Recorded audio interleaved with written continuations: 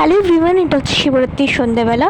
তো দেখো, সন্ধ্যাবেলায় নাইটি ছেড়ে চোখ মুখ ধুয়ে এসেছি আর শিবুকে আবার একটা পাত্রে বসিয়ে নিয়েছি। আর প্রথম প্রহর লেগে গেছে, তো প্রথম প্রহরে কাঁচা দুধ ঢালে, তো আমি কাঁচা দুধ আগে ঢেলে নিয়েছি। আর তারপর যা যা সকালবেলা দিয়ে ঢেলেছিলাম, ওই দুধ, গঙ্গা জল, মধু ঘি, সেই মিশ্রণটা আবার শিবুর মাথায় ঢেলে নিলাম। দিয়ে বেলপাতা ফুল দিয়ে একটু ঘরে ধুনো, ঘির প্রদীপ, ধূপকাঠি, ধুনো দিয়ে দিলাম। ঠাকুরকে সন্ধে দিয়ে দিলাম। সারা ঘরে গঙ্গা জল ছিটিয়ে সারা ঘরে দিলাম। তো সকালে তো 4 ঘটি জল দিয়ে 4টে ফল দিয়েছি, কাঁচা বেল, পাকা বেল দুটোই দিয়েছি। আর এখন জল ঢেলে শাকালু দিলাম। এছাড়াও দেখো সব ফল দিয়েছি, মিষ্টি দিয়েছি। ইচ্ছা হলো নিজের হাতে শিবু লোকেশনাদের খাইয়ে দিই। আমার মন বলছিল ওরা আমার হাতে খেতে চাইছে, কারণ আমি প্রত্যেকটা পুজো পার্বণে চেষ্টা করি নিজের হাতে রান্না করে নিজের হাতে ঠাকুরদের খাইয়ে দেওয়া। তো এবারে সেই অন্যতা হলো না, শিবু লোকেশনাদের সন্ধ্যাবেলা খাইয়ে দিলাম।